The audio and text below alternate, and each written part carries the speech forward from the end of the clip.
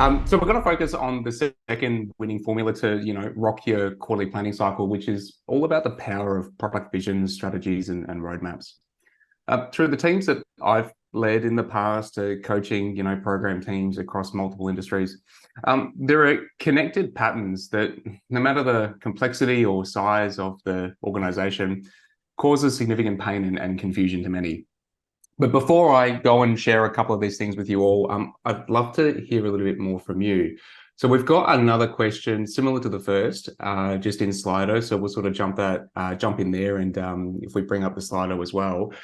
This is more around what problems are you seeing and experiencing with connecting to a vision, a product strategy, the big rocks to all sort of, break down together and realize value together on. So just take a moment just to really think about the big picture in your organization. How clear is it? How committed are people? How fractured it might sort of be. I'm not gonna plant seeds in your mind just yet, but I just wanted to take a moment just to see what this collective group here sort of is seeing on the day-to-day at the coalface. So I'll just give you a minute there. Benefit profiling, yeah, that's interesting. So yeah, a connection to the benefits, the value we want to chase, and how that sort of connects all up to the bigger goal, often unrelated as well, depending on the teams that might exist in your organization, from business to technical to enabling. Everyone has obviously got a very important role to play, but yeah, how do they all sort of connect up? Traceability, it's nice. Pet projects as well. So yeah, the skunk works, the innovative things that we're trying to experiment with, and how do they also connect in to the bigger picture? Transparency. Yeah, nice. Radical change too often. That's interesting. Only focus is on being number one. Yeah, okay. So hyper competitive, wanting to be the best. How we're going to do that? Maybe not exactly sure, but we still want to be the best. Yeah, that's good. All right, so I'm conscious of time for this morning, but there are a couple of emerging themes here in this space. Whether it's around the transparency of what it is that we're trying to focus on together, that collective why, which Pete also tried to weave through very nicely, just around the purpose and function of OKRs. So thank you, folks. Thank you for telling us a little bit more about what you're seeing in your space. So I wanted to then dive into the three patterns that we've all seen as a group. And the first is all about connection to a unified vision, which, seems pretty obvious. Both Darren and Jared stole my joke this morning about, Clint Eastwood and the Wild West. Maybe in the rehearsals that we had for this yesterday, it kind of planted some seeds for them. So thanks, guys, for taking that. But I'm glad that it landed for you, which was good. So I'd love for you to imagine, your environment at this point in time sort of looking and feeling a little bit like the Wild West. Your ideas and demands placed on your team kind of resemble like tumbleweeds, right? Blowing around, based on the hot air of debate. Teams, leaders, and engagers all engage in prioritization showdowns, but more often than not, aiming at completely different targets altogether. What to invest in becomes an elusive question mark, with efforts scattered and true value not really realized or measured at all. Gradually, over time, morale and engagement begin to drop, and yeah, we're going to run with this Wild West theme. And if you can imagine Clint Eastwood's, brow really drooping nice and low, it's kind of what it feels like. Time, quarter over quarter, quarter over quarter, things just repeat. So in order to bring order to this chaos that we might kind of see around this fracturedness in our environment, we don't need a sheriff and a badge. And if you can have a quick look at Jared's screen right now, you see like a little dash of sadness at this point in time, because he's got the perfect cowboy costume in his closet. He's been waiting to get it out.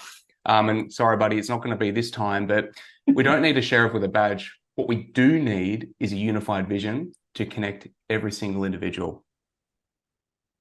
This vision should resonate with how we want our target market to feel, guiding our people to connect and collaborate, not just one quarter at a time, but over the long term.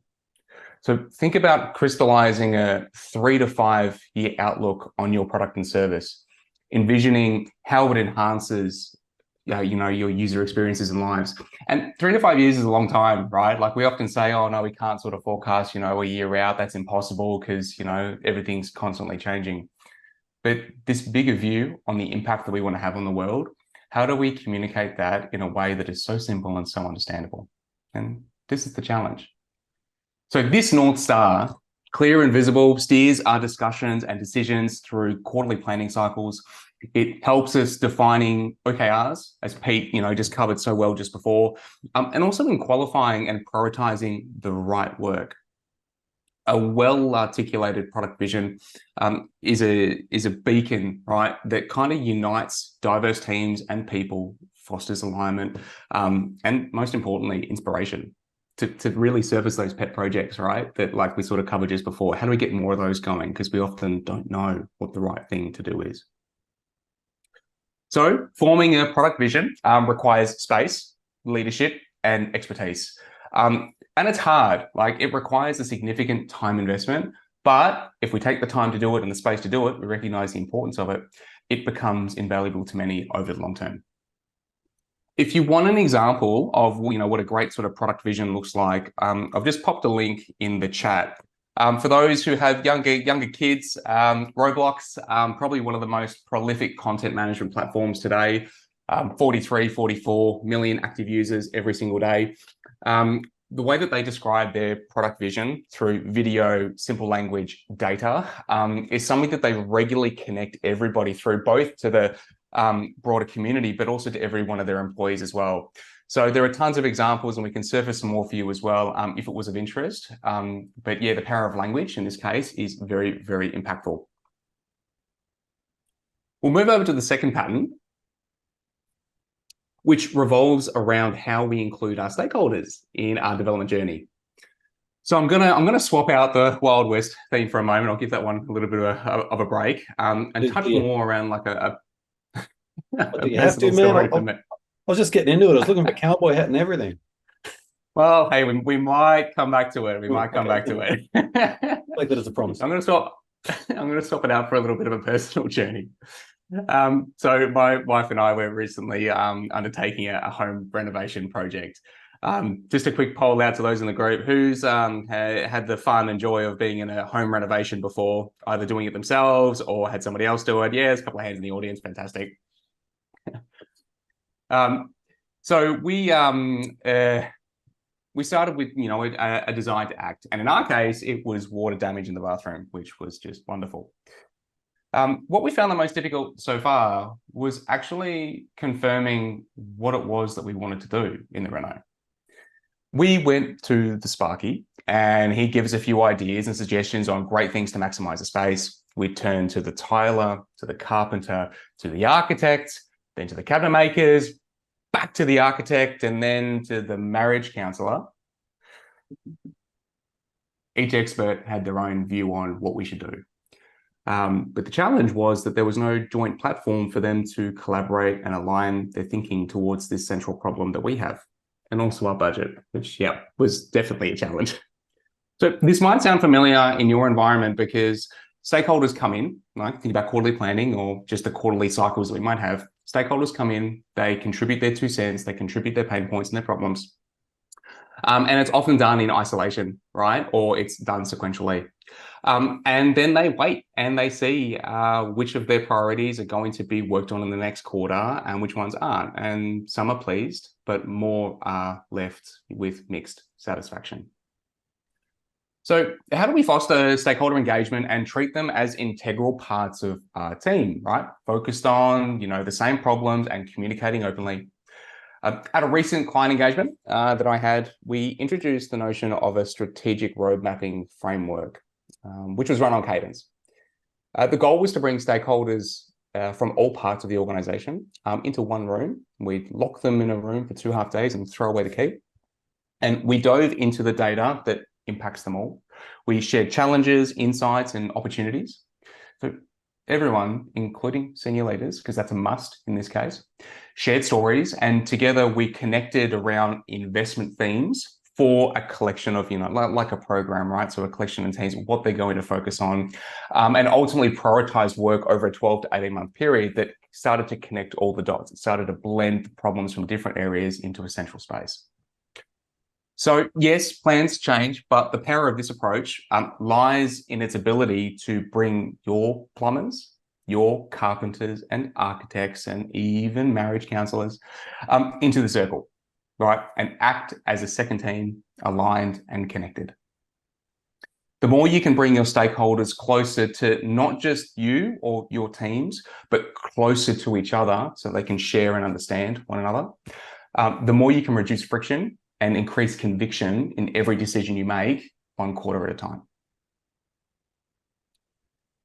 Let's move on to the last pattern, which is a struggle to adapt to new information after setting a plan. Now, remembering the Agile Manifesto, we know that responding to change is more important than sticking to the plan. Now, I don't have a fancy analogy for this one. I'll spare you all with that. But this is all about effective feedback loops, focusing on both quality and speed. Quality feedback, right, means getting accurate, reliable data that truly reflects what's happening on the ground. It's not just about customer NPS or conversion rates, those big meaty KPIs, or how we measure on being number one, being the best. It's about combining these metrics and being granular with real feedback from customers, business stakeholders, and our teams, fusing these together. Then there's speed. The faster our cycles of design, build, and release, the quicker we can understand the impact of our work. So we often don't know the right work to do, which work is going to move the right needles. Just coming back to Pete's points around really impactful key results. How do we close the feedback loop on understanding what work moves the needles and what work does not? Are we closely watching, right, how business metrics and human sentiments shift with each increment or project we deliver? If not, we don't have the time to. Here's a simple fix. So first, we identify key metrics. So it's taking the time, right? First of all these things are about stepping out and taking the time and getting away from the chaos of the environment. First, we identify key metrics for your product or service and set up regular checks to monitor them, right? Forcing new habits. So it's paying more attention to the data, and not just leaders, but everybody. Make sure there is at least one way for your stakeholders and teams, internal people who are building the thing and running the thing, to give feedback, and making sure that process, right, is as flat as possible. So not, 3 or 4 chains up to then, get to the decision makers, but we've got to make it flat. Second, let's start to introduce set times every quarter to review metrics and feedback as a team of teams, organization, even with your stakeholders. So it's linking everybody to the work that we've done or the work that we could do, and build, the muscle to learn from what we see.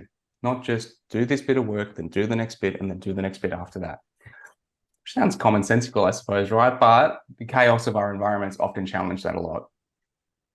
And where possible, we want to celebrate experimentation, right? So those pet projects, those things that are different, even when it leads to failure, because it only promotes more curiosity and innovation.